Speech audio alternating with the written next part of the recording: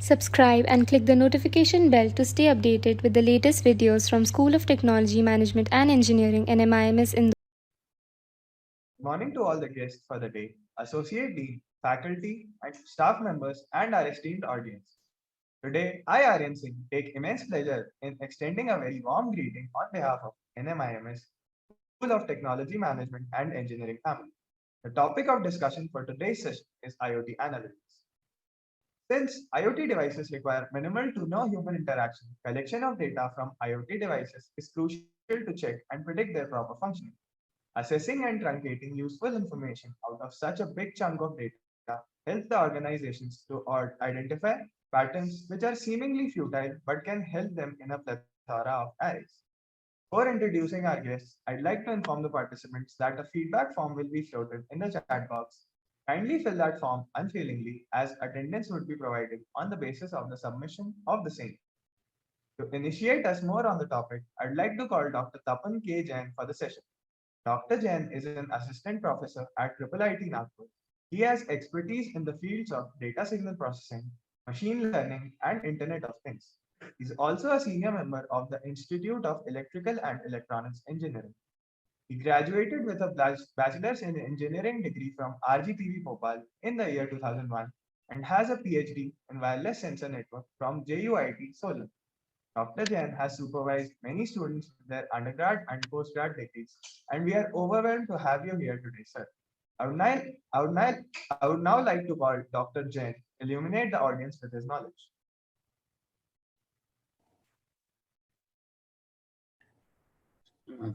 Thank you, Aryan, for your generous introduction, and I hope I am audible to you all. Yes, sir. Yes, sir. You are audible. Okay, thank you. So I can share my presentation, then we'll start. Yes, sir. Your screen is visible too, sir. So slide mode is working fine? Yes, sir. Yeah, presentation mode. Thank you. So thank you, one and all present here. Very warm good morning to all. And Aryan has already explained that why this, data analytics is very important in the field of IoT, maybe a healthcare industry, or maybe the how to take the sensors, or maybe for the prediction purpose. So in this presentation or in this session, probably I'll cover the very first part is what is exactly data science, how we can correlate with this IoT environment, what are these new, you can say the emerging terms like, what is the AI, ML, data science, blockchain, industry 4.0, and blah, blah, blah. So how we can, these concept is, which is required when we implement end-to-end product, right? So in first half, I will be probably cover the just a basic fundamental things of, I hope all the learners are, they are the professors and the faculty member of different part of the country. So I hope they have the little bit knowledge, but some of the faculty member maybe from the other department, not exactly the department of, you can say, the circuit branch. So I can, just little bit bear with me, because I have to take them some small fundamental things, right? And just after this part one will move to the topic of the day, because I have to cover, as discussed with the team members of this FDP, that I have to cover the unsupervised learning. So I'll take up the unsupervised learning part as well. Right. So if you have any question, anything, any suggestions, you can feel free interrupt at any point of time. Right. So no need to put into the end. Whatever the questions, please feel free raise your question any point of time. Right. If you don't ask the question, I can ask some of the questions. Okay. So before I start this data science concept, I just want to introduce my institute a very little bit. Okay. So I am working as a head of department in ECE, and it's a very new institute. Established in 2016. We have a very good permanent campus of around 125 acres, and our director is Professor Uji Kakade. He's a full-time professor from computer science department at VNIT Nagpur. Our dean is from Ashwin Kothari.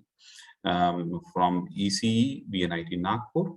We have 3 departments, basic science, computer science, engineering, and ECE. And we have, started with our BTech program in 2 disciplines, CSE and ECE.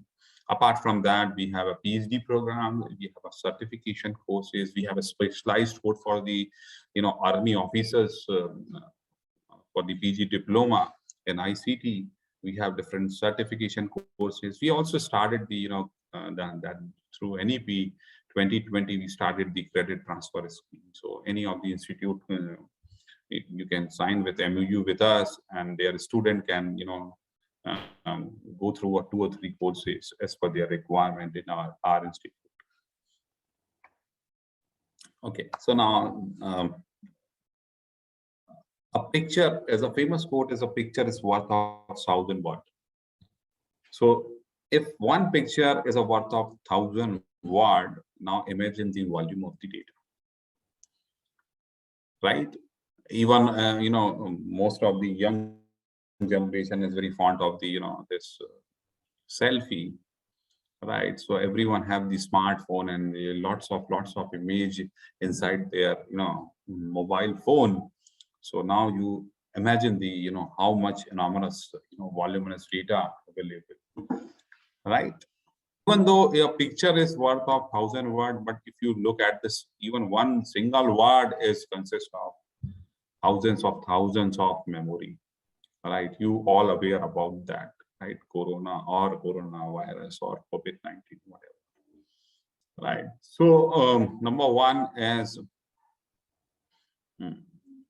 we have to just discuss how we can correlate this concept, or what are the main challenge when we implement the end-to-end product of IoT, how we can use this this machine learning concept. Right. So, in simple short, if you say that I am a data scientist, if you are a data scientist, then you should require 3 important things. You should have the knowledge of computer and IT, not expertise. Don't say that you are expert in Python or Java. Even though if you have expert in Excel, that is fair enough. Second, you have the knowledge of mathematics and statistics. Statistics is a very, very important component, right? In this case, I'll explain a little bit about the statistics part as well. Then, of course, the domain knowledge is very, very essential. What do you mean by domain knowledge? Suppose I just want to, I have a very big industry and I have so many machines, or you can say the assembly line inside the factory. I want to maintain the temperature of each and individual module, right? Okay, so sometimes some machine is work on, let's say 5 degrees, some machine is work for the 7 degree or 3 degree, but they have a different constraint of humidity also. So everywhere I have to maintain the temperature and humidity. So we have to design such mechanism. We have to design such mechanism to automate this entire process. Automate the entire process means, suppose machine is very, very hot, so you have to provide more cooling stuff to maintain the whatever the required temperature. So for that you should have the domain knowledge as well. Then only you are able to implement an entire end-to-end system, right? Because if you don't aware about then what type of sensors we are using for maintain these kind of temperature or these type of constraint or condition, you should know the domain knowledge first. And let's take a very simple example. Suppose I want to travel in the month of January. I want to travel USA, right? So now the question in my mind is whether I can buy $1 today, or maybe I can wait for some time, because whenever this dollar price is decreasing, then is the right time to buy $1. So I have a very strong database. Okay, so last 5 years I have a dollar to rupee or rupee to dollar conversion table. So just you have the data and you apply the machine learning algorithm, that is suffices our purpose, or some other important thing is required. So data is available now. Now the question is, if the data is available, and let's say I can predict that the maybe somewhere around 3rd of January, that is on Monday, the price is I think less than as compared to the today. Right. So we have just identified maybe a 3rd of January 22. But if you analyze the data of last 5 years, it depends upon not only this rupee to dollar conversions or sophisticated machine learning algorithm. It depends upon the domain knowledge. What do you mean by domain knowledge? That domain knowledge will suggested by your financial advisor. What is the domain knowledge here? What are the external factors which responsible for the conversion? So maybe US election, maybe some war situation, maybe India election, maybe export import of the softwares from India, maybe some export import from other things, or maybe environment or the tourist season, so or maybe the education season, whatever. So lots of external features or external components which will affect the rupee to dollar, dollar to rupee conversions. So if you become a data scientist, you should thorough number 1, computer IT knowledge, number 2, mathematics and statistics part, and number 3, domain knowledge. Right? But nowadays, because as I am an electronics engineer, but I can very well predict the cancer disease. How? Just take out the database, apply the machine learning algorithm, find out the accuracy, let's say 87%. I can just little bit modifications of my you can say little bit modification of my model, and I achieve the accuracy maybe a 90% or 91%. No, that is not the purpose. Right? That is not the objective. Why you are change your model? That is the principle. That you have to understand. Then only you are able to make a good model or system. So for that, but you have to frequently consultant with your doctor, team of doctor or team of biotechologist, which will suggest that what are the important factor, right? Okay, so prediction of cancer is a very easy task based on the database now that people are working. But what are the main influence parameters? What are the dependent parameters? So that is all these things we require, the team to implement the end-to-end product. So why will have this machine learning concept in IoT world, right? So we have a data warehouse. We have a lots of sensors. And your previous presentation, you realize that what is the the number of sensors per person ratio.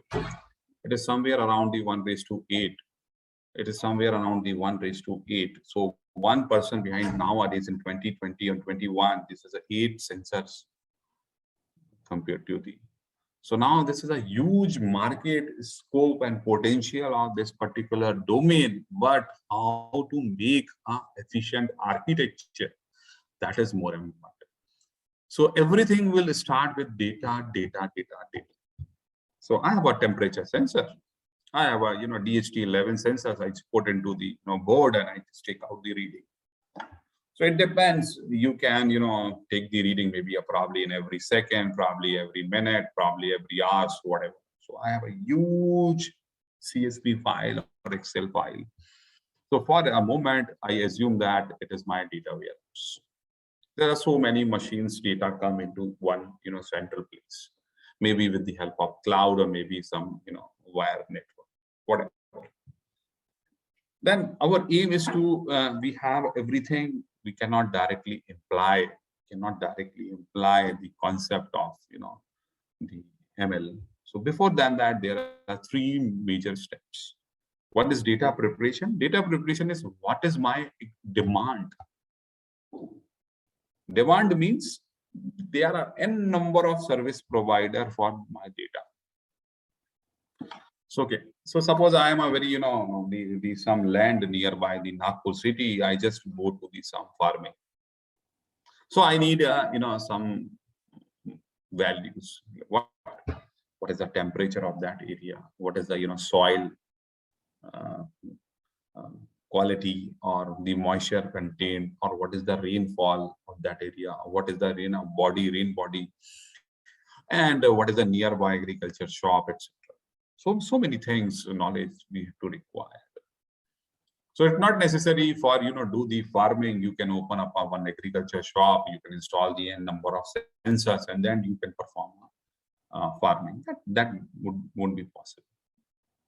So number one is I have to request for different sources to please provide the data, because I need that data. So whether this particular land is suitable for maybe a cotton, or maybe for oranges, right? Or maybe for some other thing. Okay, so we need access, because this is the whole data warehouse is a lots of census data. I just need, as per my demand, I request. So this is the data preparation. Then third one is the data cleaning. What is that?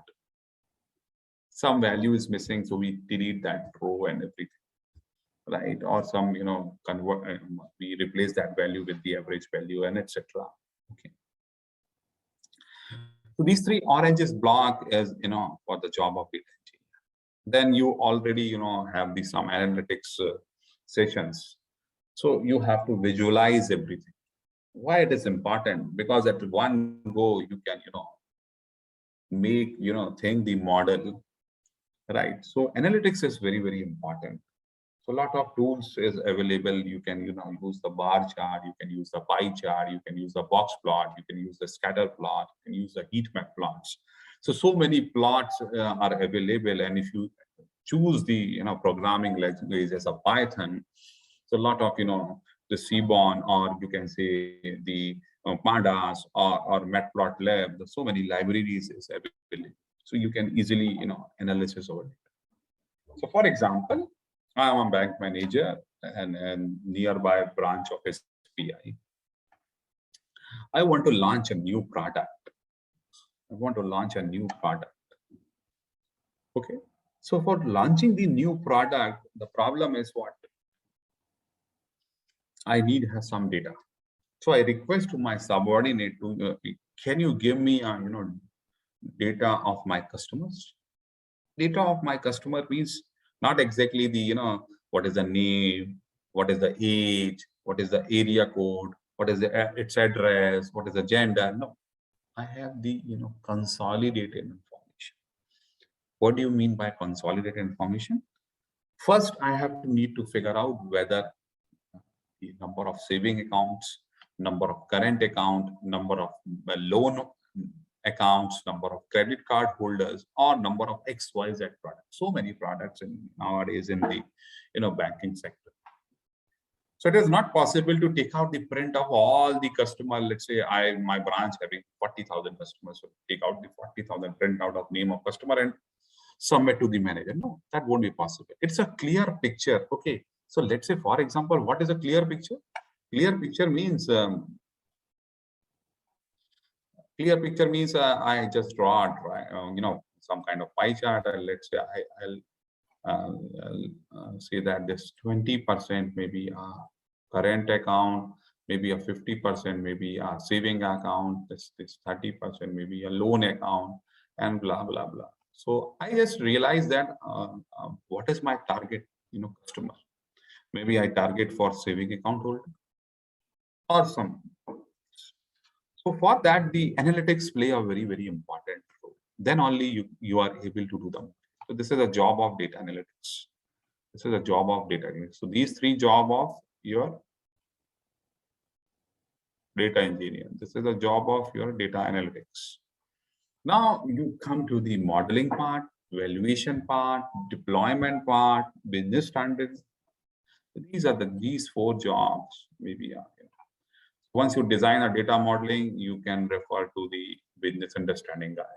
Once you evaluate the data, you can also discuss with the understanding guy. And deploy the data, then also you can discuss with the business. This person might be very powerful person, and he or she can provide a very accurate business solutions. If they suggest that, for example, this data is no use, so we can request to data viewer, please discard, don't add this data.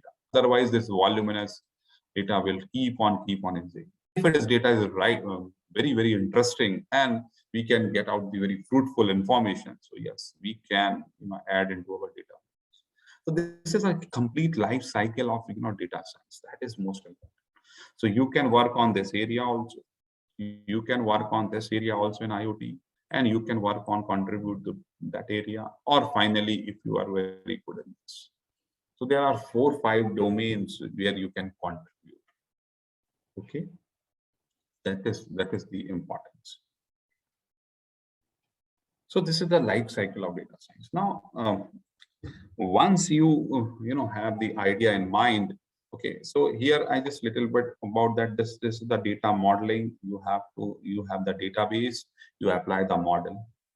How model is work in my different set of data, right? So suppose when we construct a model, I have 4 options: 1, 2, 3, 4. So which is the valuation to be, we have to find out the best solution. We need to find out the best solution, right? So this is the job of data, and how my system is behave for my entire country, pan India program. Suppose I need some information, or I just conclude some information that this particular product is suitable for saving account customer. So can we deploy to my entire SBI branch in India? So that part is coming to the deployment like that. Okay. So we will discuss in later, right? Okay. So, but now what happened if suppose I have one system? So system have the lots of features.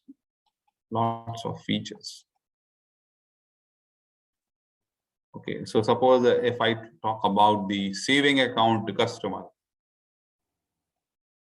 So a customer having a lot of features.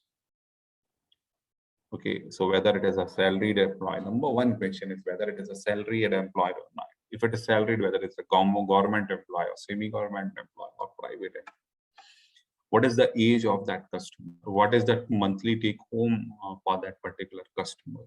What is its PAN card, Aadhaar card, or that gender, or address, or so many things. How many debit card or credit card or different branch account holding, or average monthly balance, or how much is the outstanding loan amount or EMI.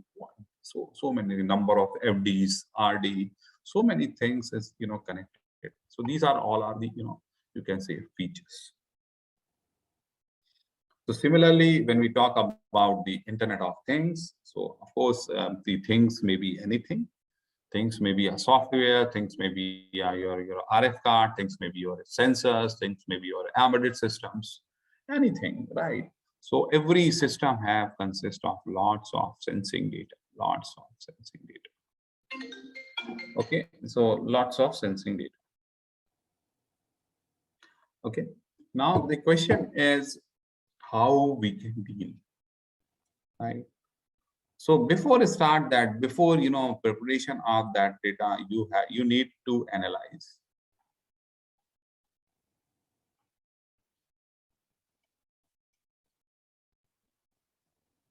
Okay, you need to analyze the important concept.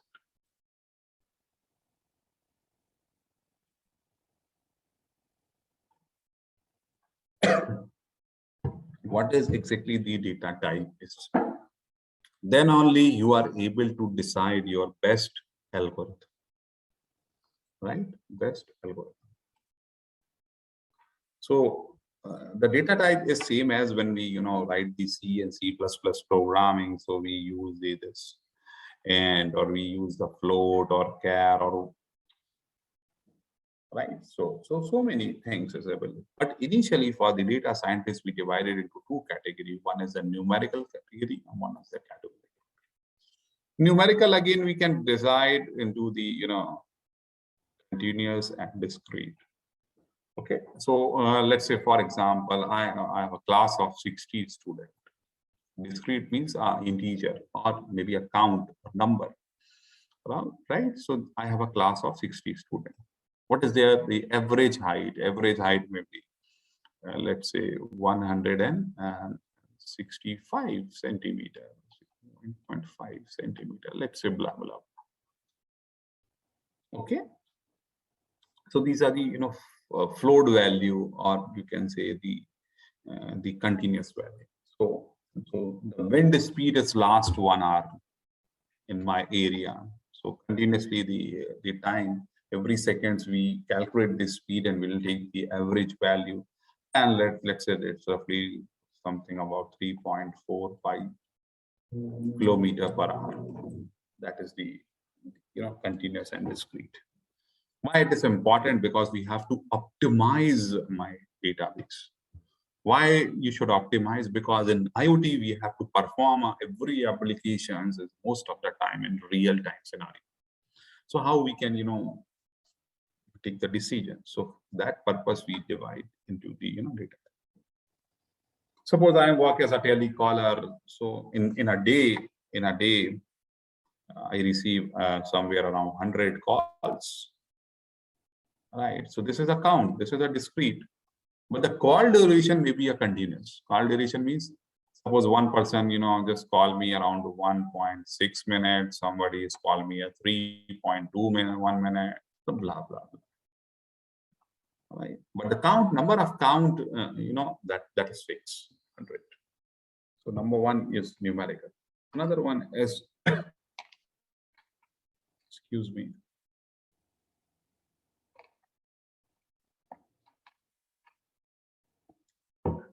Number two is, the categorical. It is very, very important because we divide generally the data as two parts, 1 or 0, yes or no, true or false, present or absent, like that. So we have the data type is categorical form, and categorical is divided into the three part. I'll tell you. So one is in the nominal part. What is that nominal part?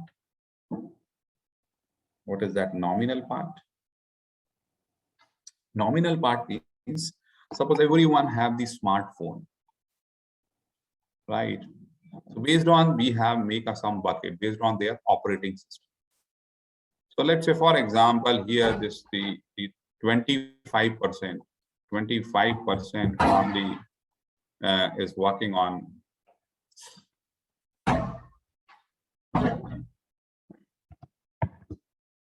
25 is percent is working on system. Have their operating system is Android. 35 maybe the operating system is iOS, right? Okay. And maybe from 15% is from Windows, and remaining this 25% maybe some other.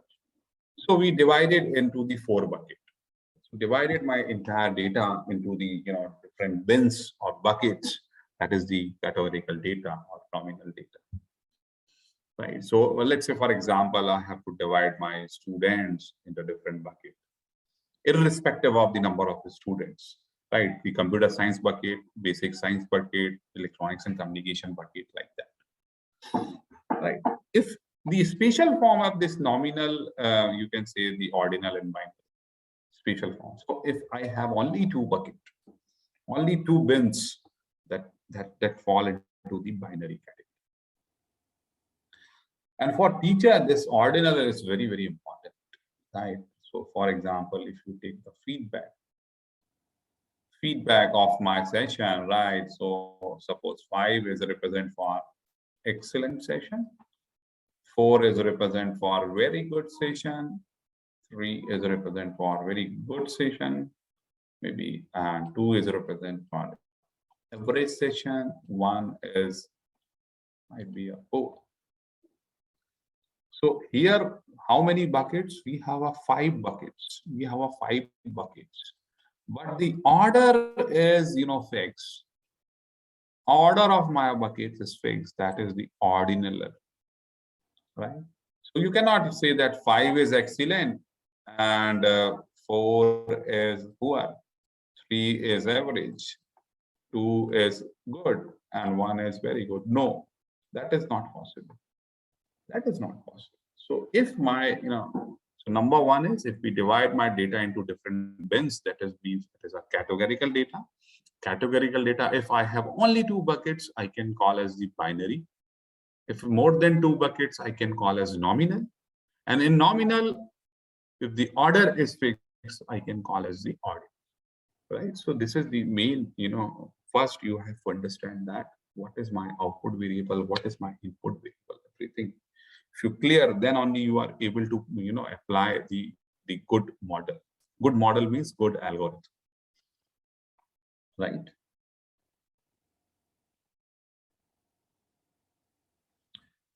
Okay, so before we start that, okay.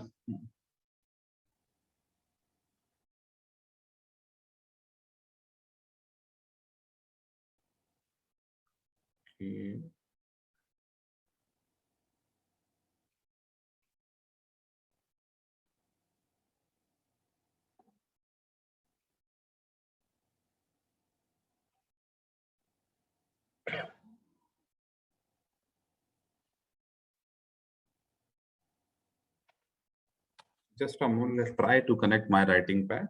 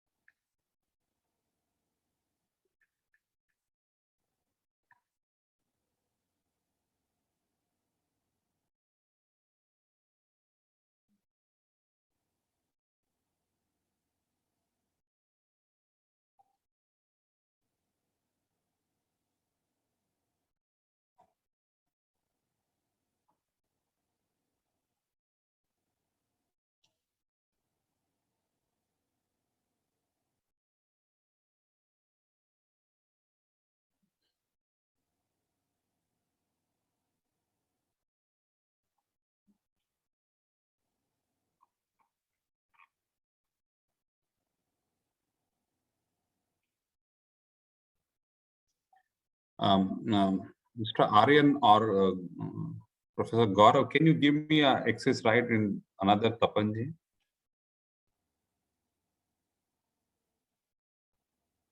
Yeah, sir. I'll give you. Wait a second.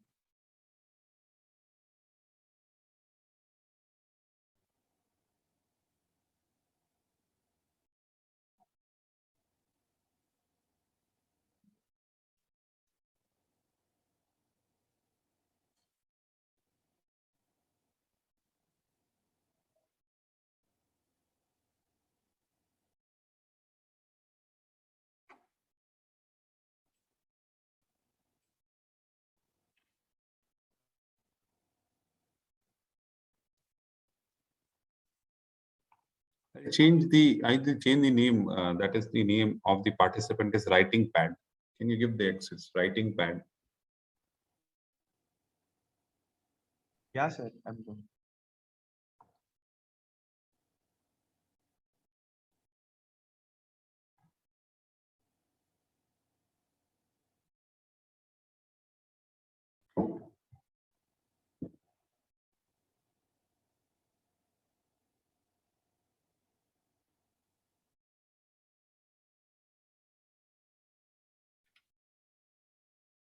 Yeah, sir. You have the access. Thank you.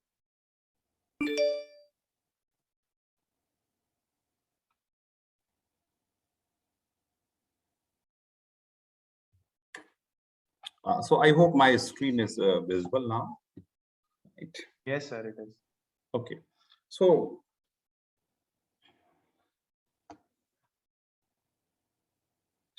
Okay, so mainly when we access the data is most of the time either in this Excel file or the CSV file, right? And we have lots of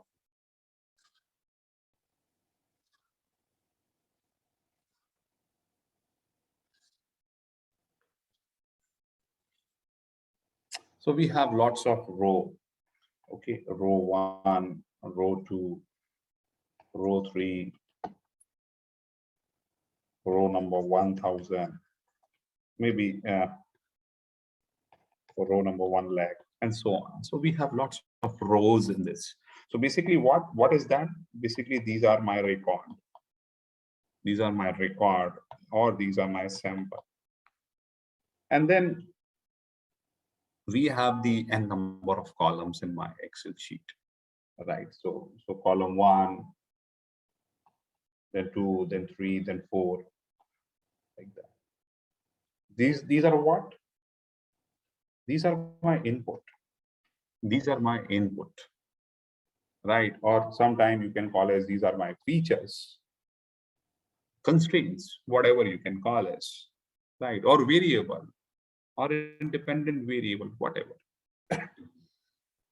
Right. So most of the time, if you look at that, most of the time, you can just understand because when we apply the concept of different machine learning algorithm, you should know that what exactly my data type and how my database look like.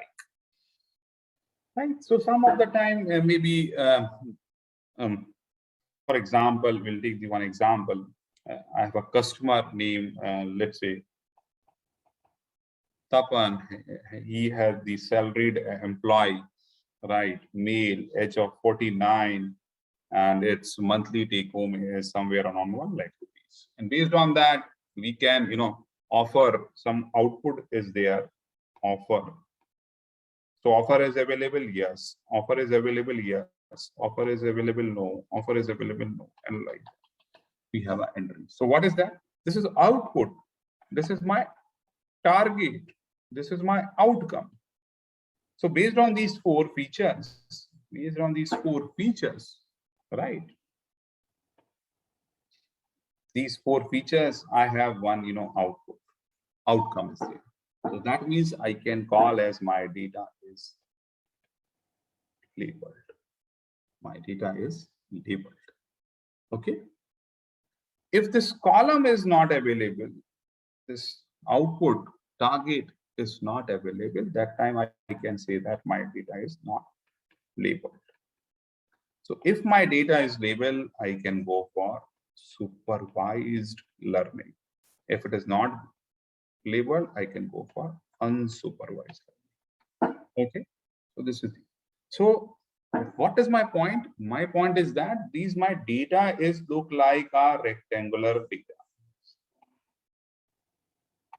Rectangular. So maybe data is in rectangular format, maybe data is in non-rectangular.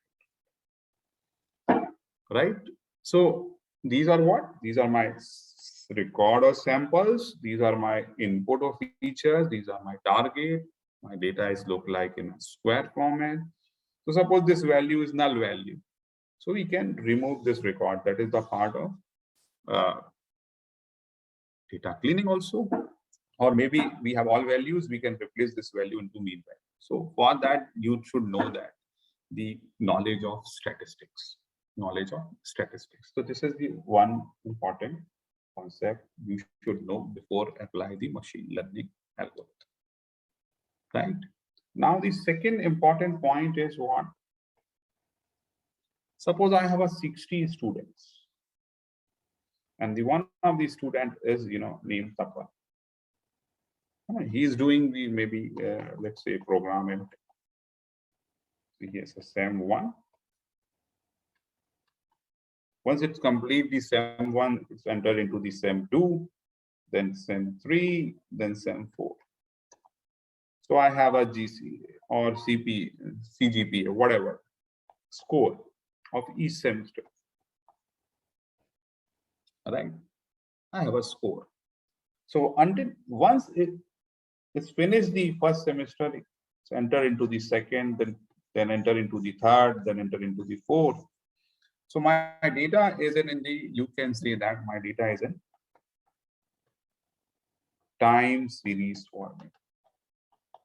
That is very, very important. That is very, very important in terms of IoT. Because I take out the reading, sensor value reading in maybe every seconds, maybe every minute, maybe every hours, maybe week, whatever. So most of the time when we talk about the IoT environment, my data is in time series format. My data is in time series. Now I have now this is the time series data. If suppose I have only the first semester, all my 60 student detail, irrespective of time, entire semester, all 60 student data. That is known as the cross-sectional data. Okay, that is. And when you prepare a complete entire, MTech batch result, which comprises of what? Time series and cross-sectional data. That is known as the panel data, or you can call it the pooled data. There, that concept and keep in mind. What is time series? Nothing. If you have the time stamping in your, input or record, that become a time series data. If there is no time stamping, that you can say that, then you can say that it is a cross-sectional data. So last 10-year profit of Infosys, it is a time series data or it is a cross-sectional data.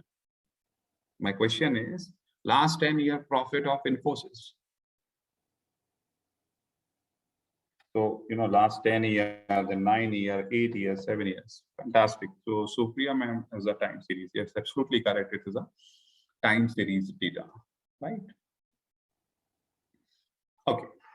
Now, for this current financial year, these are the profits of different, company in terms of $1 million. Let's say Infosys, let's say TCS, let's say Cognizant, let's say Amazon, let's say Google, and blah, blah. So that is become cross-sectional. Absolutely correct, man. That is a cross-sectional data. Okay. So you just clearly differentiate, because the algorithm pattern may be changed, right? Now the concept, what is machine learning? Why we are using the machine learning? How we can correlate with the statistics point of view? The third most important thing is, we have basically a statistics in the 4 part.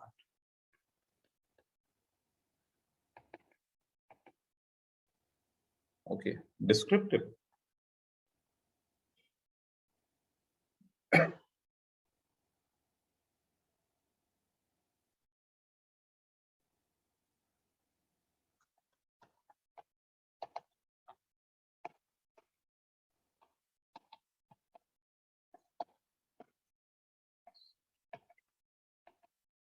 So we basically divide into the 4 categories.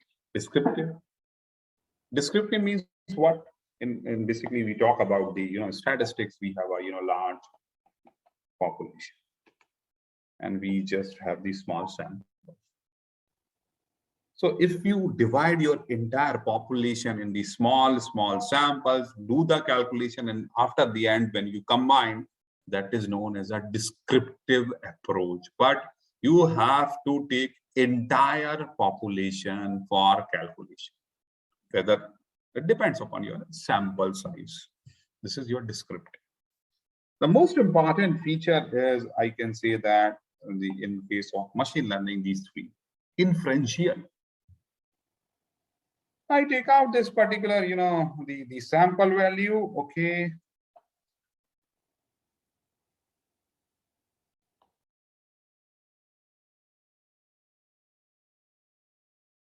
I take out this, we have a very big population. I take out one, sample, extract the sample.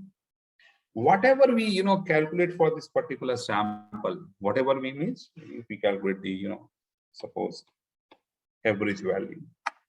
So based on this sample, I can infer that entire population maybe average is 34.5 or nearby 34.5. I infer so I have 10 lakhs of records of my sensor data. I take out the 1000 record and infer that the entire 10 lakh record, probably this is the, approximately average pair. This is known as the inferential statistics. In inferential, most of the time, you encounter that word is hypothesis testing.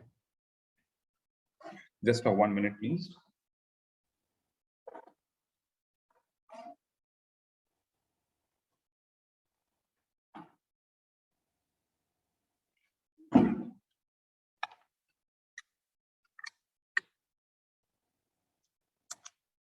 Okay. So inferential means what? Inferential means what? मैंने क्या किया? I have a big population. मैंने एक sample को extract किया. मैंने ये sample extract किया. ये जो है इसी से मैंने पूरे population पे बता दिया. So this is the second category is inferential. Third is predictive. आपने inferential किया, आपने descriptive किया, आपके पास आपने बहुत training की, सब कुछ किया. When the new data point is come, एक नया data point add हो गया इस population में. So आपको इसको predict करना है.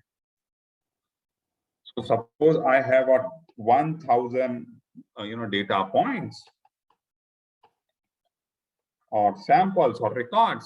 Once the new data point come into the picture, that may be probably 1001, I need to predict this value.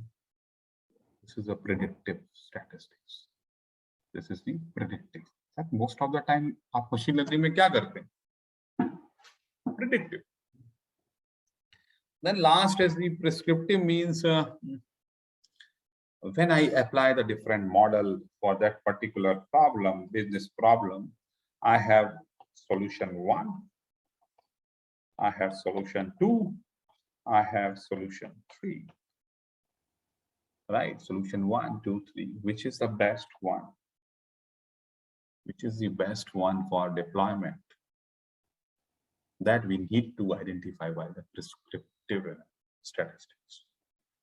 So there are 4 types of statistics: descriptive, inferential, predictive, prescriptive. Right? Okay. Any questions till now? Any question? So I am in right pace.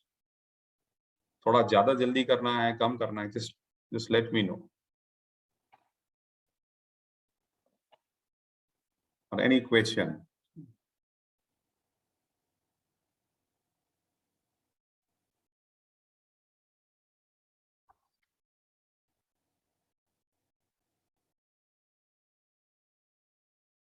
Okay, so I hope.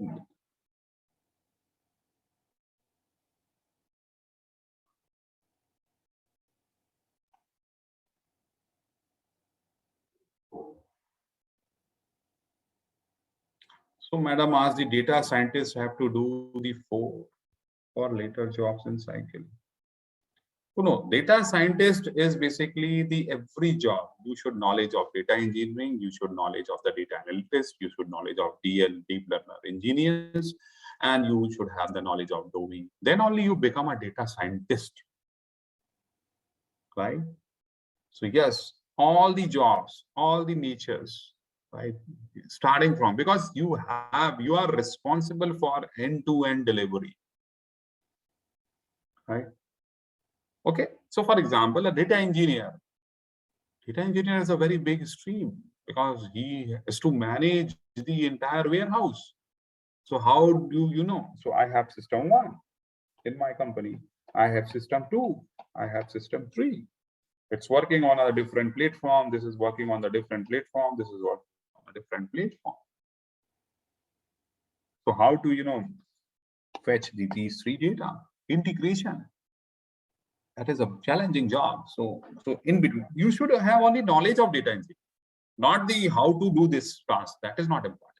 My point is that, right? So integrations where the cloud come into the picture, where the big data into the picture. So a lot of stuff come into the picture into the job of data engineer. Then we'll move to the data analyst job. All right. So how do we analyze? How do we, figure out how can, so data analyst, as a scientist, your job is, I need this much of data. Now, data analyst will fetch you with a different, maybe he write a SQL queries, maybe reporting systems, maybe he is very expert and, Tableau or Power BI to showcase your data, everything, right? So it depends. Similarly, for data engineer, data deep learner engineers or machine learning algorithm, maybe he is suggest for one particular example, but he is not expert to find out the exact solution, which particular solution fit in our model, best solution. So that data scientists will write. Okay. Now we almost cover these small things.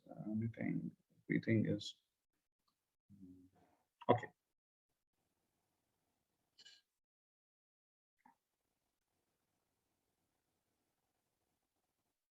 Okay. Now, fifth important point is nowadays what happened. I have a database. I just apply the algorithm 1. I have an accuracy of 78%. I just download one paper. I can apply, some other algorithm 2. I got accuracy of 82%. Right. So this is a one way to suggest, you compare with your problem statement with 5 different models, and this is the best suited model. No, this is not the research. You need to identify why. Why? Right? This is a one way.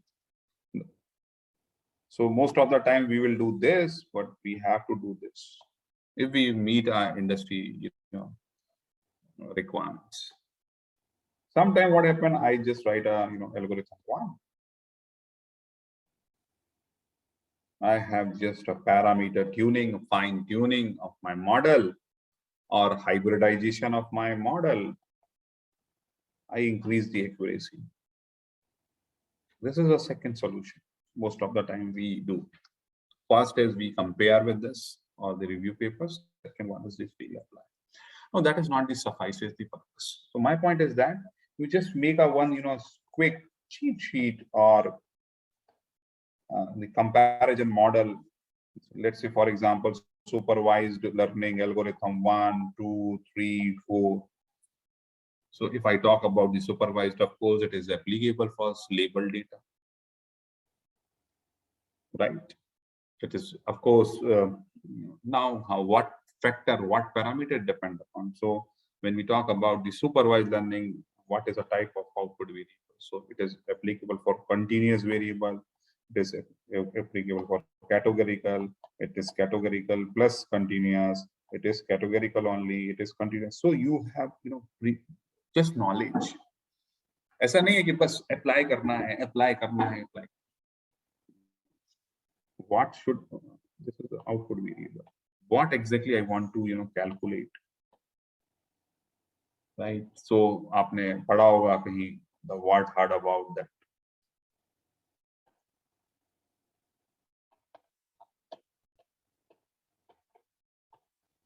ये क्या होता है? So basically people used to draw in after logistic regression, they need to draw this confusion matrix. So what is that? What is the true positive? What is the false positive, true negative, true positive? What is that? What is the inference? How we can tune our model, right? So suppose I just need to draw, basically we calculate true negative, true positive, false negative, and false positive. These 4 things we, calculate. So this is fine, but these 2 things is, not good. So I have to, make a model to minimize this FN and FP value. So domain expert will guide you. Domain expert will guide you. So please go through the literature very carefully. Why I am, everything is why. Why I'm calculating accuracy? Why not the sensitivity? Why not the selectivity? Why not the, some other parameters, or what F1 score and blah, blah, blah. So because every time when you perform the algorithms, there should be a proper justification, right? So this is all about the just fundamental of my data science. Just a little bit discussions of I can say that the properties, right? So I'll just move to the property part. So variability based and the anomalies. Just a moment, please. So I hope my slide is visible now. Okay. So there are two types of estimations in this case, right? So you all heard about that mean. Okay, so mean is just sum of the value divided up number of values. But in case of IoT, we prefer this weighted mean or trimmed mean. What do you mean by weighted mean? Because you know that my reading, I have to install the so many sensors. So let's say I install the sensor 1, I install the sensor 2, and I install the sensor 3. But you know that when we go to the hardware circuitry of my sensor node, we consist of A to D converters or some kind of amplifier. So so we do one thing, we can just multiply with some weight value, right? So suppose in my room is currently the temperature is, I know that my room temperature is 26 degrees centigrade. If I install these 3 sensors here, one is give you the reading of 25 degree, another one is reading is 26 degree, and next one is 27 degree. So I have to do some modifications of my each of sensors to give you the exact reading. So what is that? That is nothing but weight. So I'm required with this multiply with weight 2, multiply with weight 3. So what is this weighted mean? Weighted mean is whatever the sensor reading. So S1 W1 plus S2 W2 plus S3 W3 and whole divided by number of all weight, means W1 plus W2 plus. So this is the weighted mean. Most of the time we use for sensor process. Earlier we use only the weighted means, mean. Now I can use the weighted. Then the important is the trimmed mean. What is that? I just want to calculate the average of my all pass student. Weighted mean. So trimmed mean, I can do one thing. All pass student, that means us.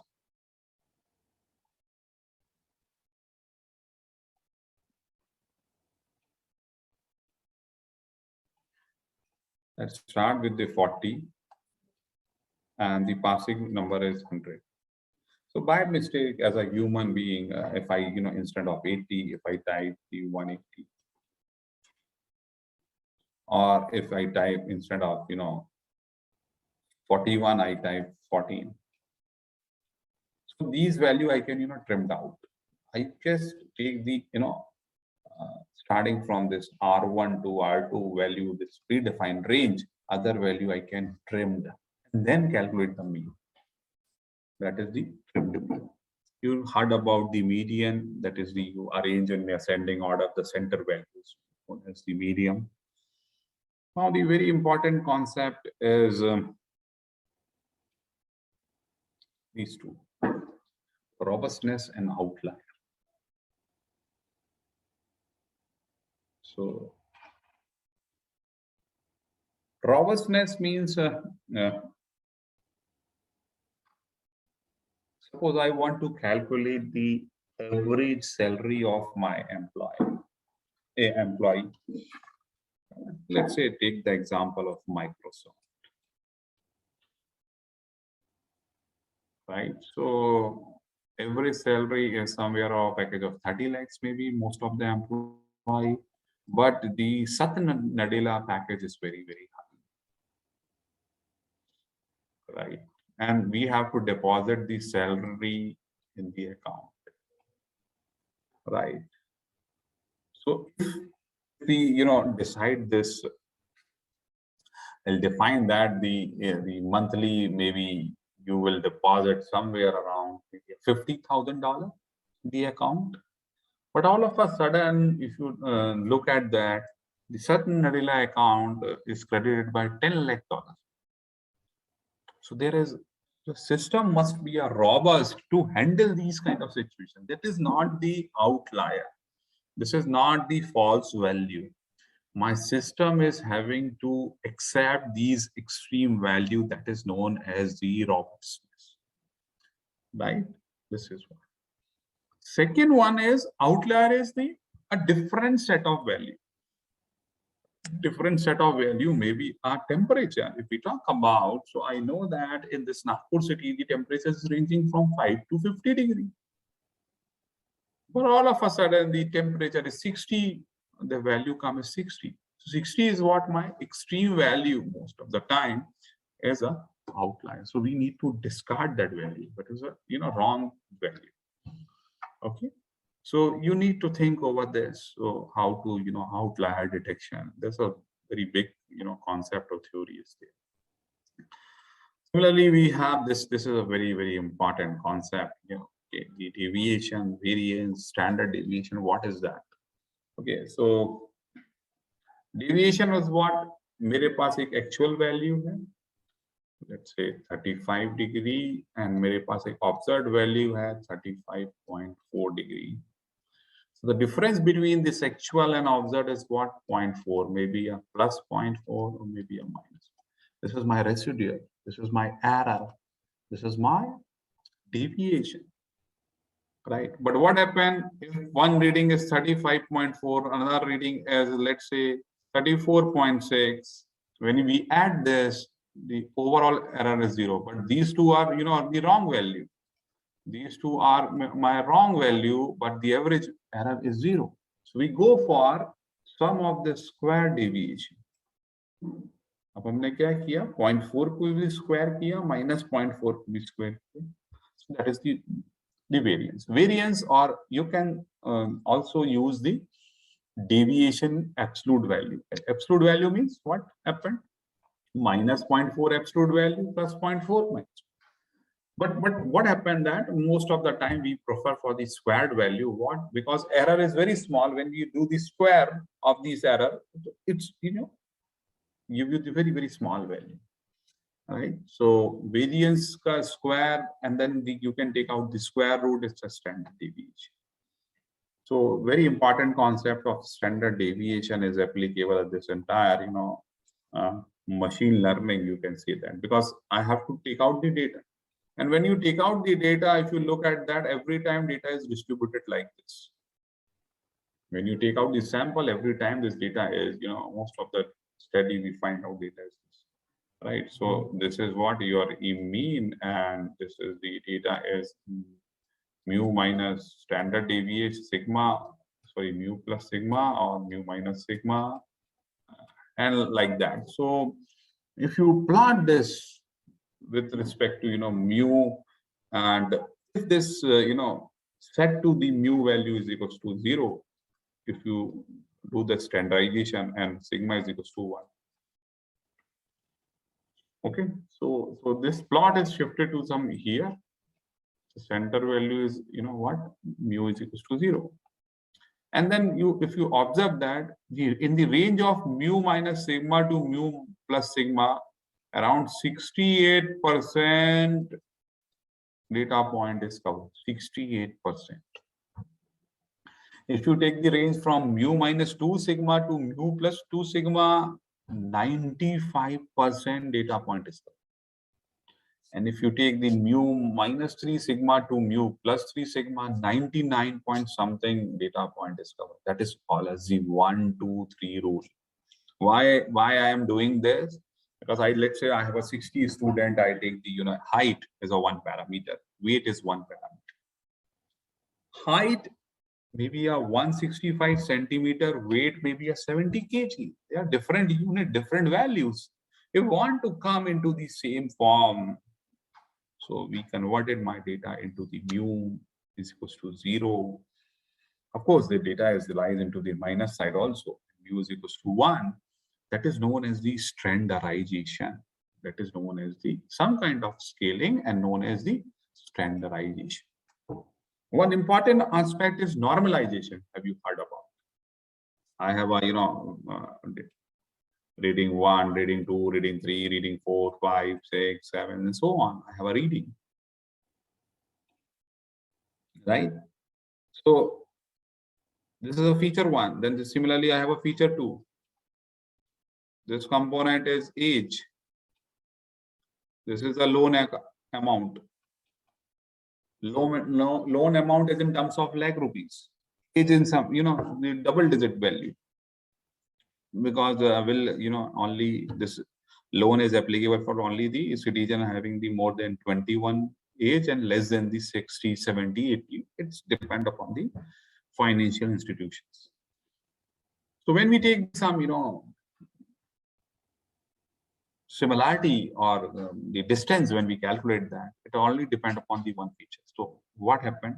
Many a times we do one thing, we divide it to the maximum value. So suppose I have a value xi, we divided the entire column by x max. So this is a one kind of normalization, or x minus xi minus x min divided by x max minus x min, range based. So that is known as the normalization. So standardization, normalization, basically a part of scaling to every features in the same scale. So apply this algorithm very, very easy, right? So this is just my part 1 of my presentations, right? If you have any questions so far related to this, otherwise we'll straightforward go to the you can say unsupervised learning.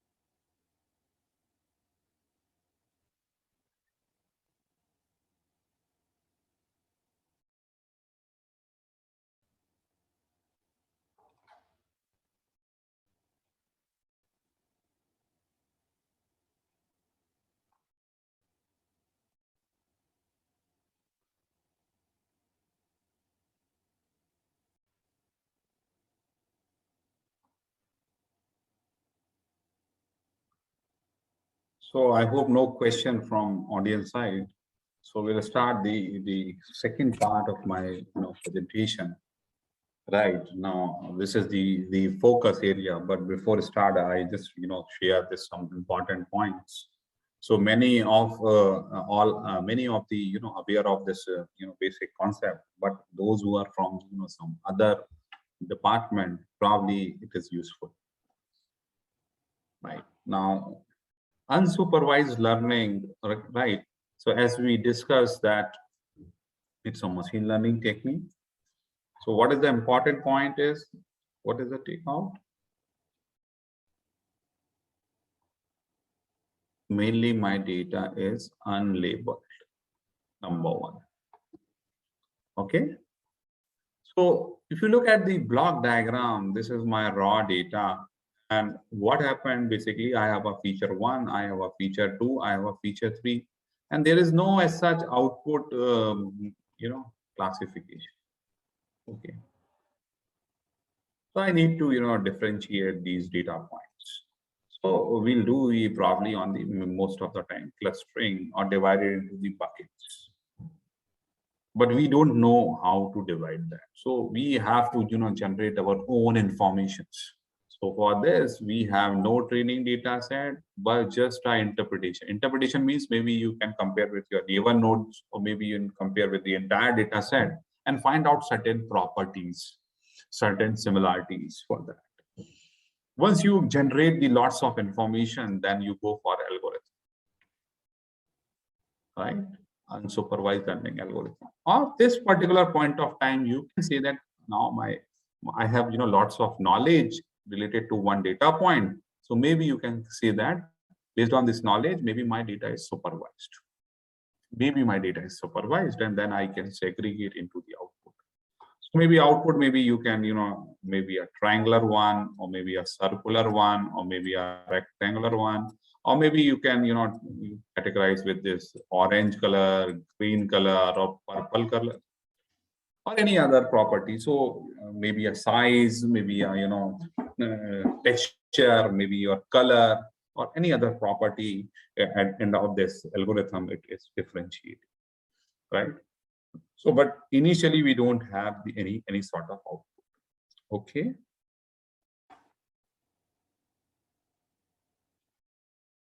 Mainly we do for, as I mentioned that it automatically divided, split into the subgroups, or vice versa. You can, merge the two subgroups and make a, big group. So the clustering is very, very important. Then the anomaly detection, this is the unusual data points, because we apply basically a clustering technique is a homogeneous environment.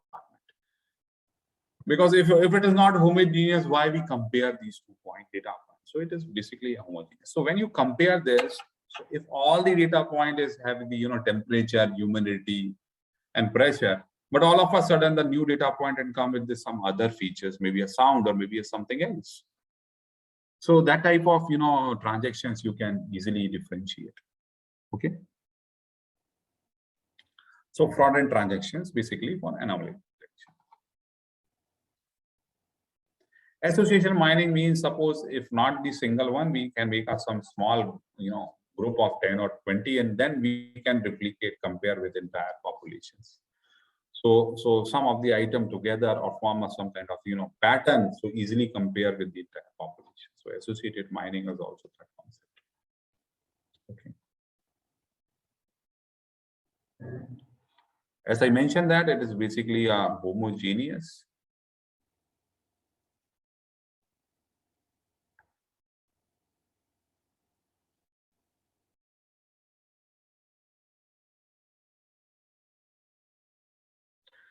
Basically, when we apply the clustering concept, the most important point is the inter-cluster distance is minimum or intra-cluster distance is maximum. What do you mean by that? So within one subgroup, all the data point have the very, very close that distance, and choose in such a way that the entire cluster internally data point having the distance is minimum. And with respect to the other cluster, it should be a maximum, right? So that is the concept we have to follow when you make a clustering. Like that, based on this initially all are in the same type, because we don't know the properties. But when we discover their own informations, we can easily differentiate. Now we can look at that the 3 parts. So the blue one and the green one and red one when you apply the algorithm. Right. So many popular algorithm is available, but this particular sessions we will concentrate only on the k-means clustering. Right. So why I'm choosing this?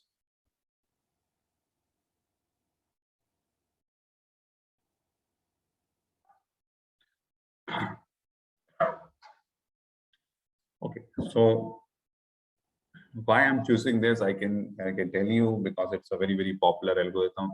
Still people are using. Then to it is a very old algorithm, right?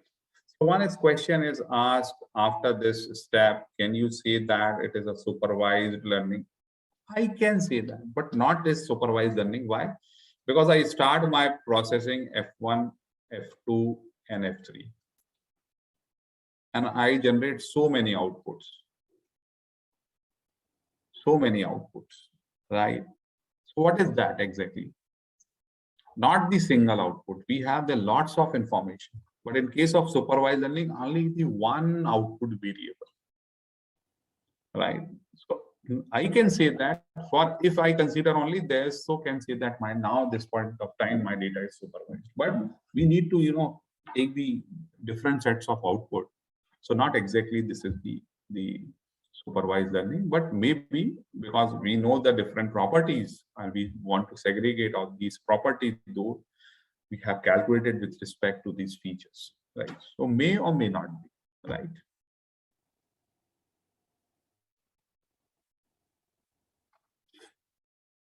So we'll focus on this k-means clustering, very popular algorithm. Lots of variant is available.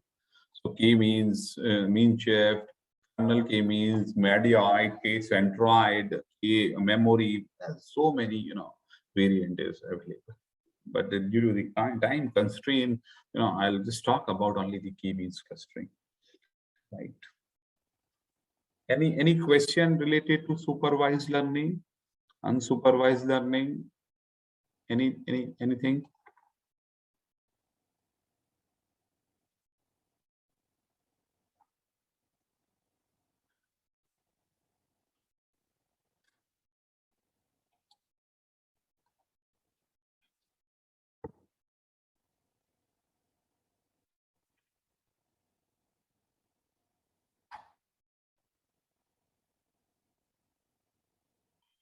Okay, one question I received: no training is required for machine. Okay, we'll discuss later. Okay. Anything else?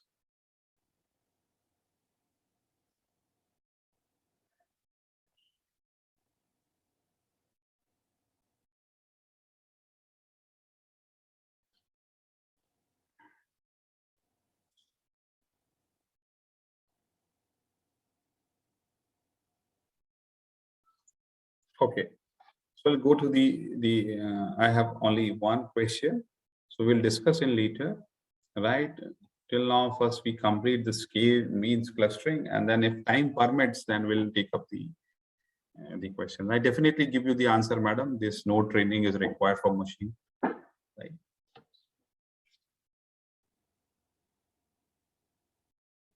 Okay.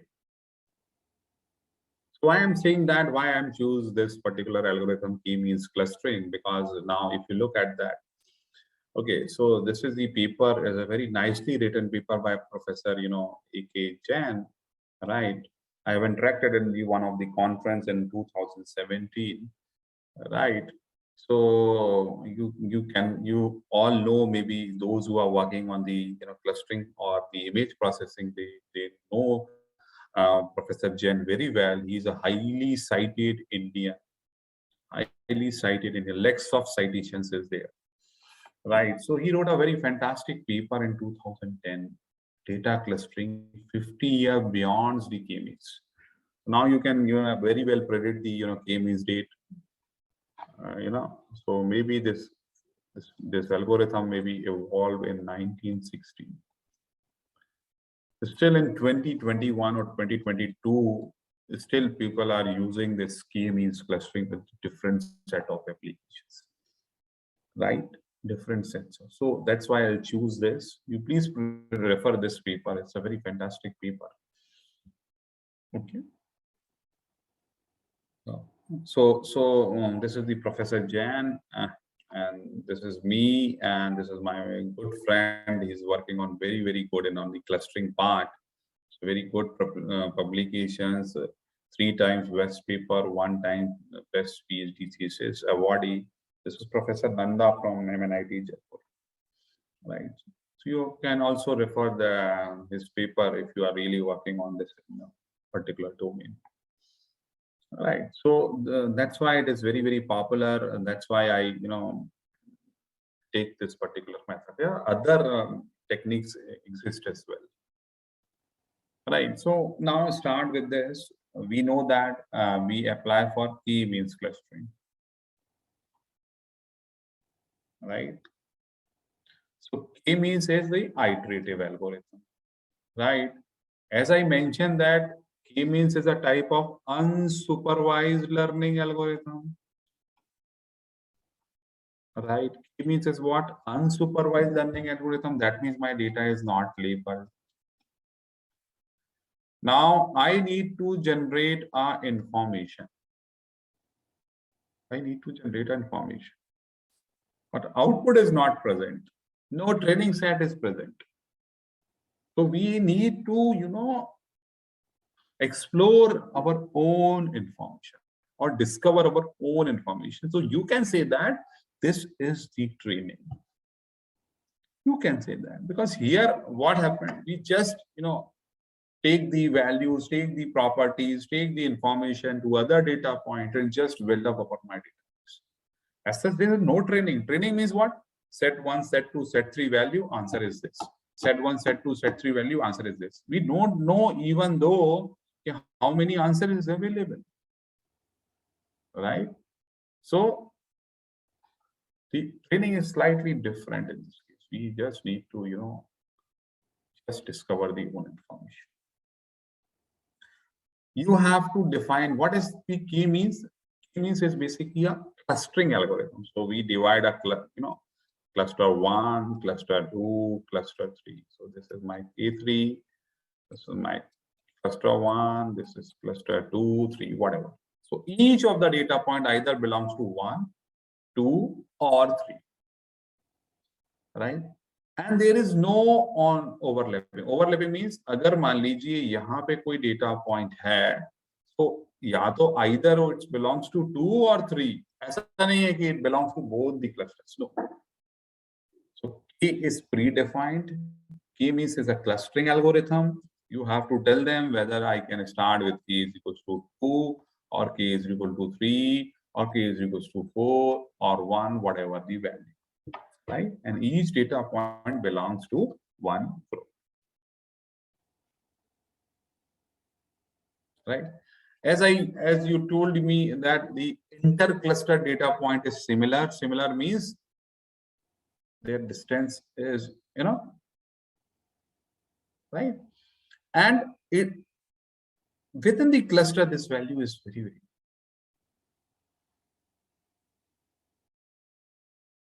right.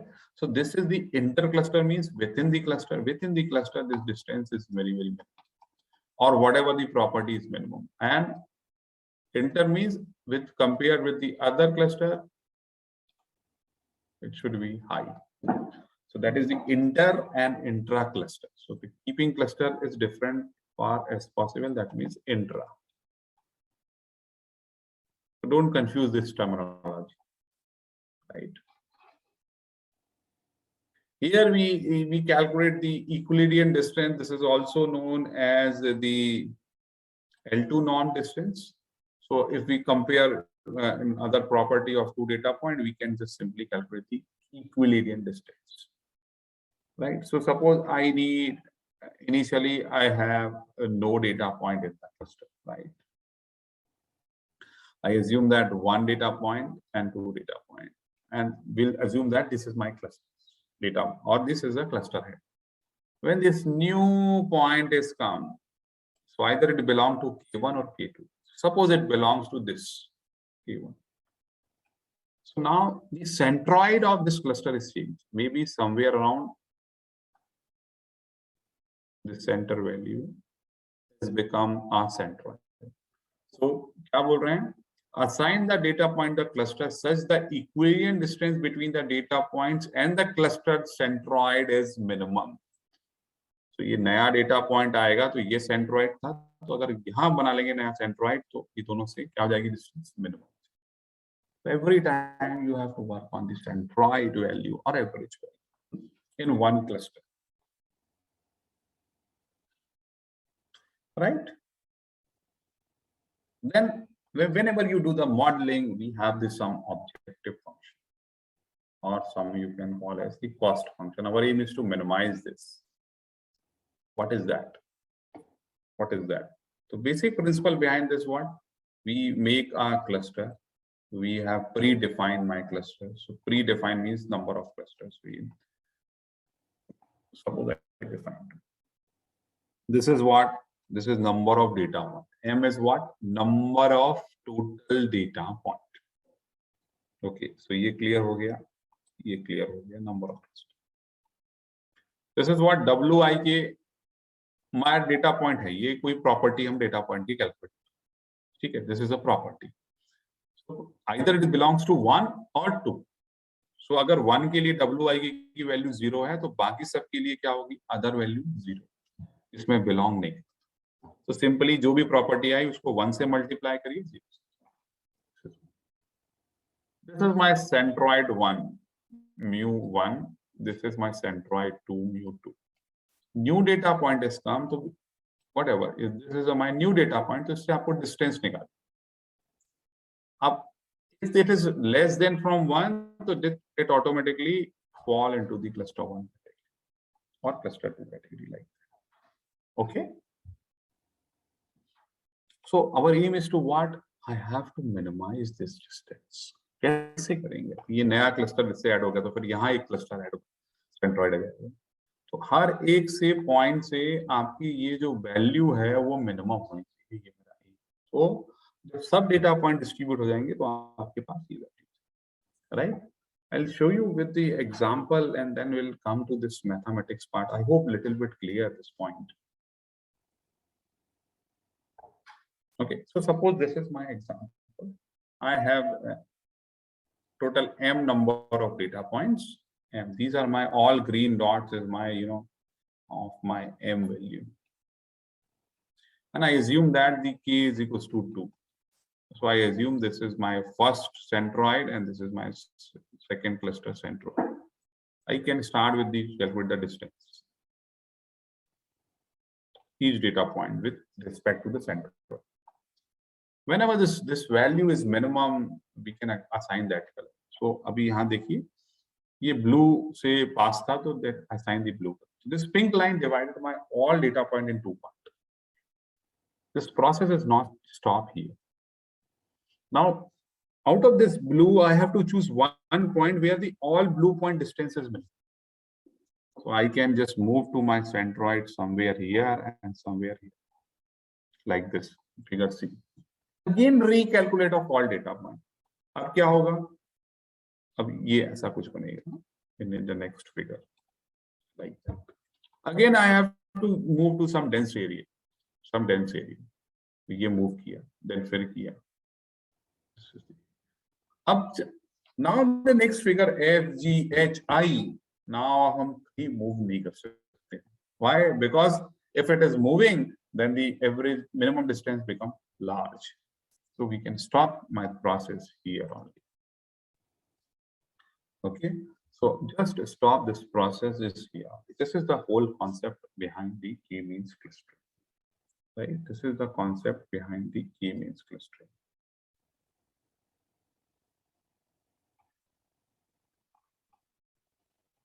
Okay. Any doubt, any questions so far?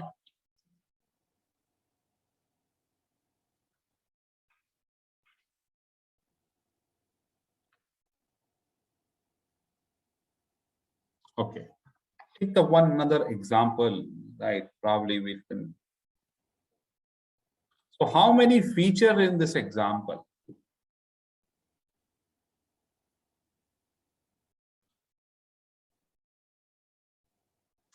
Just look at this particular table and can you suggest how many features in this example?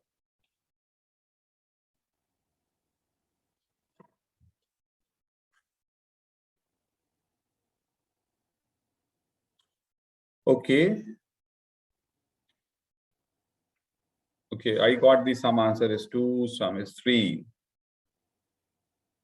Okay. Other can also write the answer onto the chat box. Maybe it is 2 or 3. Let's see.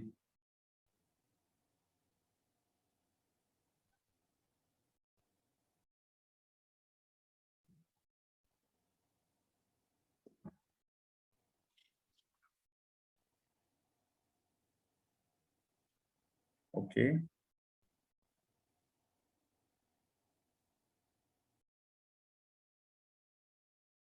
Okay, thank you all. So yes, we have the 2 features in this case. We have 2 features because this is what data point is what? This is just simply a row number, row 1, row 2. Instead of that, I can write like the name of the customer. Let's say Tapan, let's say Vijay, let's say Mayur, let's say Vipin, let's say Rashmi, let's say Pooja, and blah. Okay, so this is not the feature. Okay, absolutely correct. This is not the feature. So we have only 2 features: weight and right, weight and height. Okay, perfect. Now I want to apply the k-means algorithm at this data point, and I have to segregate my data into two clusters. Into two cluster means we assume that predefined value of the k is 2 in this case. So number one step is we assume that k is equals to 2. So initially we assume that two cluster k1 and k1 based on the initial values, right? How many data points? 12 data points is here. So I hope this is no confusion till now. We have two features, weight and height. We have total 12 number of data points, and we want to segregate in two parts because we assume that we predefine the k is equals to 2, right? And then the next step is what? For each data point, we calculate the distance from centroid. So what is the centroid? So assume that this is my default k1 and k2 two data point default. So k1 in k1 the data point 1 belongs to k1, data point 2 belongs to k2. We assume, okay, no confusion, right? So this is k1 and this is k2. So यहाँ पे एक पहला centroid, एक ही data point है तो वही इसका centroid हो गया. क्या हो गया centroid? So k1 value is what? 72,185. Look at that. 72,185. Second centroid value क्या होगी? 56,170, irrespective of the unit or value.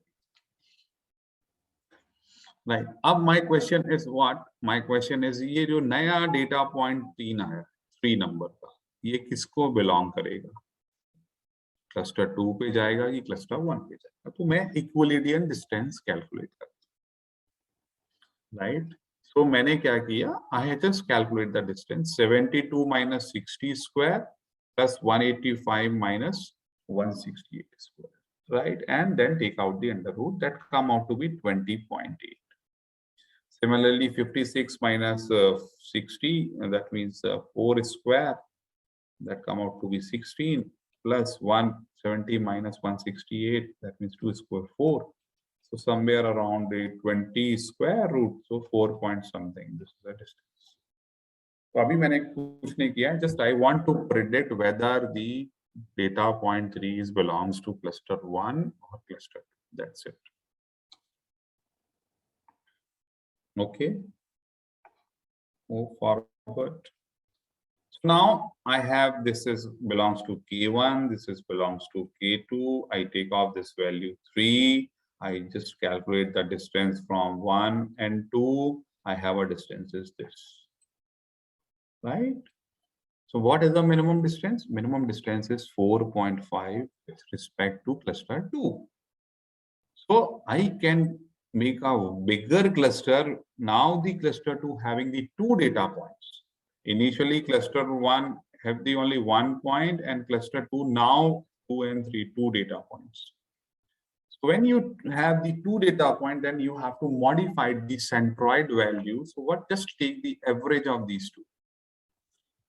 56 plus 60 divided by 2 and 170 plus 168 divided by 2. So that's 58 and 169. So cluster 1 remains same, centroid remains same, but the cluster 2 now centroid is modified. Why? Because now we have the additional data point, right? So now look at the table. Now we have only the 11 data points. Why? Because now 2 and 3 are combined.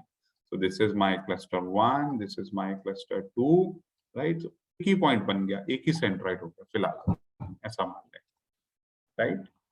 So now we want to check the same concept for 4. Now we'll quickly calculate the centroid 1 and centroid 2, the distance.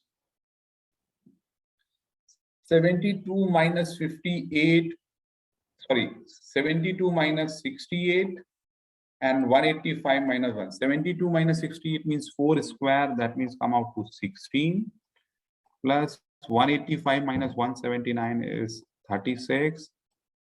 It's 52. Square root of 52 is somewhere around greater than 49, so 7 point something. Okay, Similarly, I can calculate the distance from cluster 2 as well. 58 minus 68, 100. Plus 169 minus 179, 100. Square root of 200. Greater than 196, 14.14. Right. So again, what is the minimum distance? Minimum distance in this case is from 1, 7.21. So this data point 4 is now belongs to the cluster 1. So we need to combine this, make a bigger cluster, change the modify the centroid value. Yes, we can modify. 68 plus 72 by 2, that come out to be 70. 185 plus 1, that come out to be 180. Okay. Clear? So now cluster 1 having the 2 data points, cluster 2 also having the 2 data points. Now the data point will slightly reduce by 1. This is my K1, this is my K2. Now again. So can anybody tell me if data point 3 belongs to which cluster, 1 or 2? Can you tell me?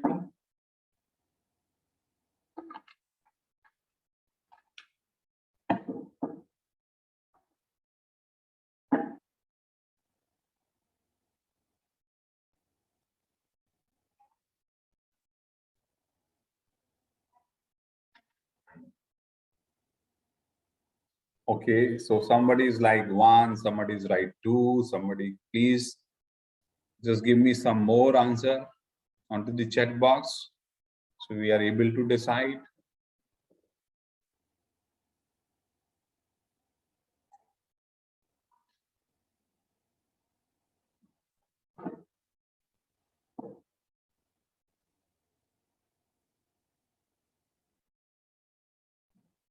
Okay, good, fair enough. Quickly look at that. 72 minus 70 is 4 plus 182 minus 182 is 0. 4 plus 0 is 4 under root, that is 2. Second distance is 58 minus 72, 14 square. It is a very large value. We don't need to calculate the second value square. Yeah, so the minimum distance is from D15. So the 5 data point is now belongs to cluster 1. And the modified value is what?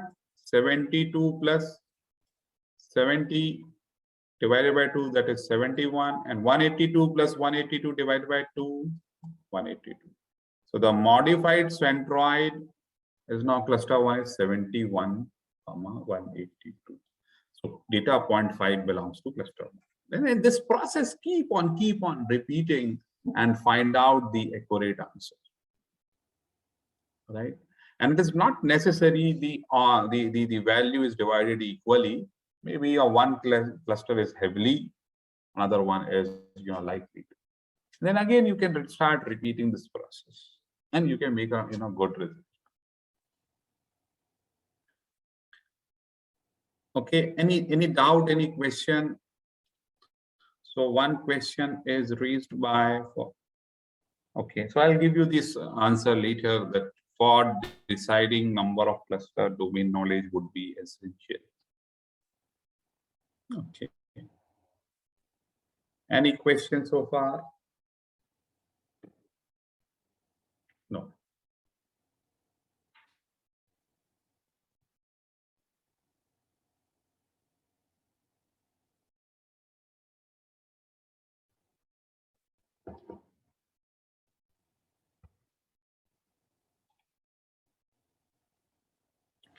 So one question asked by the participant is how to decide the value of K. Is this required a domain knowledge? Okay, so the answer is there is a, yes, of course, the knowledge of domain knowledge is essential. But apart from that, there are the two predefined, methods to identify the K value or optimum value of K. So if you are really interested for K-means clustering, you can go for this literature item. There are two methods. Okay, so one is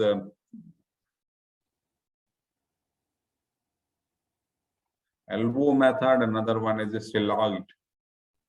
S-I-L, I don't know the spelling, the Siloid coefficient, right?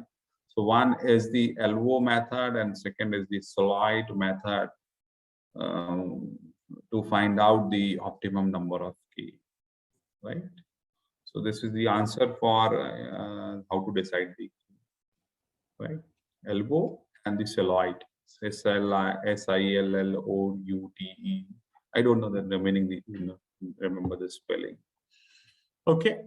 Then the other example of k-means clustering is, if you look at that, this is my original image, right? Maybe it makes 256 clusters. Maybe it will make a 256 distinguished color, or maybe 3 layers, more than that combination. So if I go for k-means clustering for image segmentation, so maybe I can choose the value of k equals to 2. I can choose the k equals to 3. I can choose the value of k equals to 10, or let's say 256.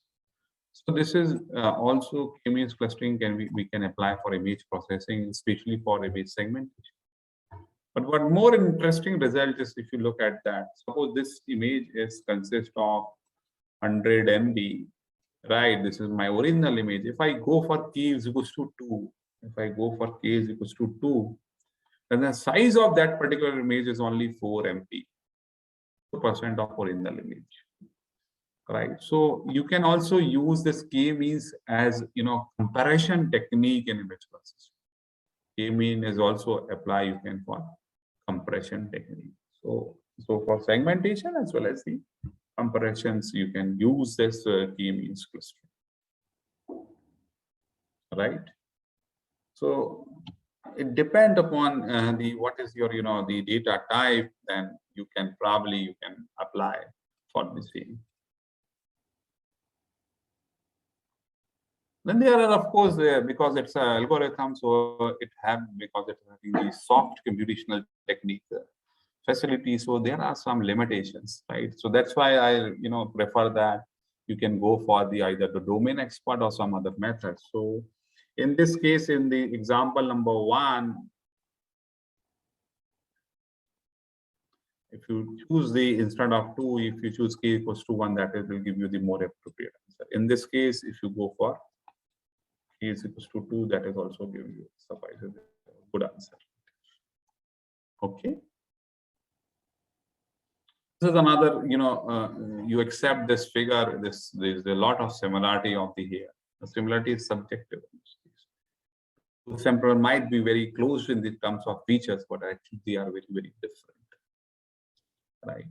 You cannot apply for these, convex cell shapes. If you look at that, this is my data is, very well distributed in the blue and red one.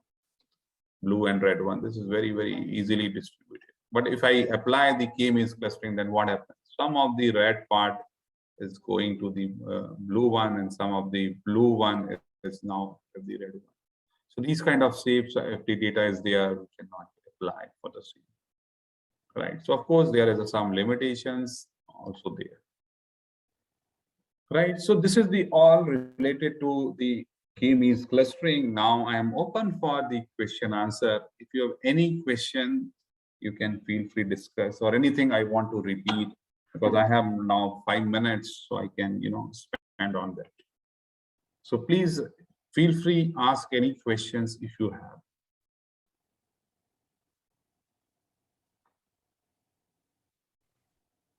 Thank you, Dr. Jain, for all the information you initiated the audience. I'm sorry. I now request all the participants to drop their questions in the chat box, and also you can raise your hands virtually.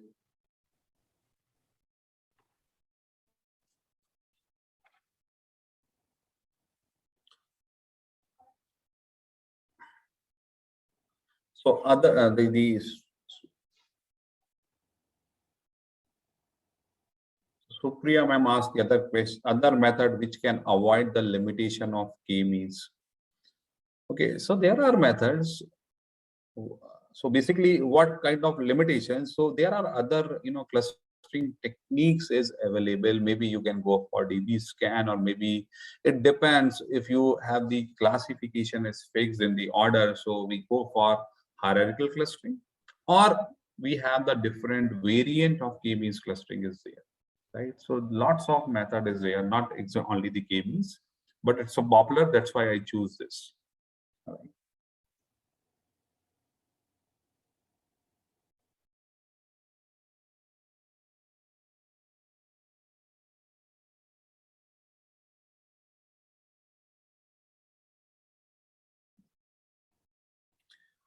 Okay, so next question by Ankit Soni sir is, which algorithm are suitable for data from WSN in industrial IoT?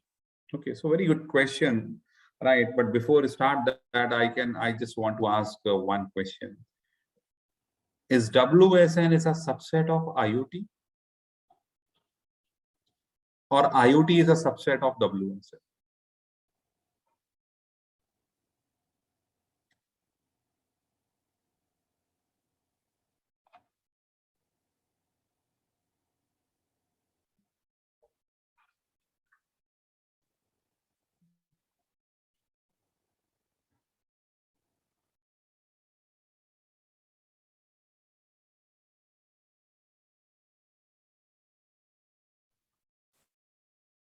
Okay, perfect. The WSN is a subset of IoT, right? Perfectly fine. Now, which algorithm are suitable for data from WSN in industrial IoT? Right. So if you talk about the industrial IoT, right, it's also a very big bird, but I need to have the algorithm which you give you the fast response time, right? So fast response time. So most of the time, what happened is when we talk about the IoT or industrial IoT or Industry 4.0, that time the most of the time data is labeled. So we go for like label technique. But if my data is not labeled and you talk about the unsupervised learning, we'll go for hierarchical clustering. We'll go for hierarchical clustering. Again, now you tell me the name of WSN. So in hierarchical clustering, there are two types, divisive and agglomerative. Divisive means top to bottom. Agglomerative means bottom to top. So the most suitable algorithm is agglomerative clustering, agglomerative hierarchical clustering, bottom to top of approach. So that is the my suggestions if you apply, but it also depends, data to data and data types, right?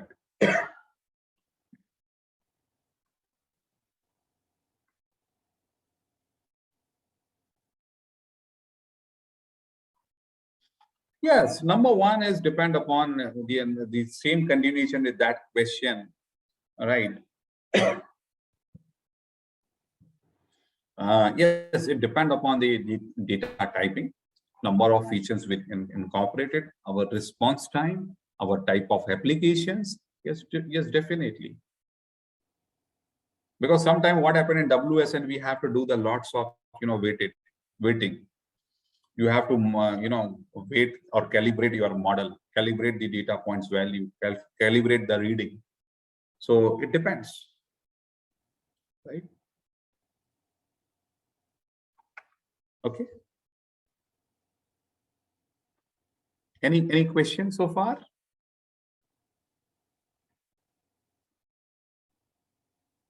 Okay, so thank you all. I think no more question.